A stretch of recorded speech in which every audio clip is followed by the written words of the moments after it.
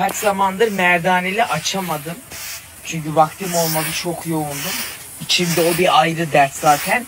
Merdaneli açamadığım için otomatiğe atmadan önce de elimde yıkamam gerekiyor ki içime sinsin.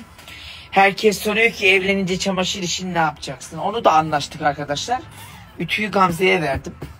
Kesinlikle ütü işini elime almayacağım. İnşallah o da güzel ütüler.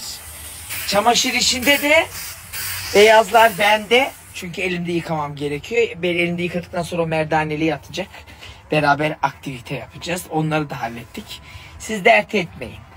Yani herhalde bunca zaman her şeyi konuştum değil mi? Öyle laf badanak, gür padanak değil. Sonuçta aynı evde yaşayacağız. Ve ben biliyorsunuz ki bir ruh hastasıyım. O yüzden zor. Ama biz hepsini konuştuk, anlaştık. Gayet de güzel, ılımlı konuları hallettik. Çamaşır işi de tamam, ütü işi de tamam. Ama evin genel bütün temizliği bana ait.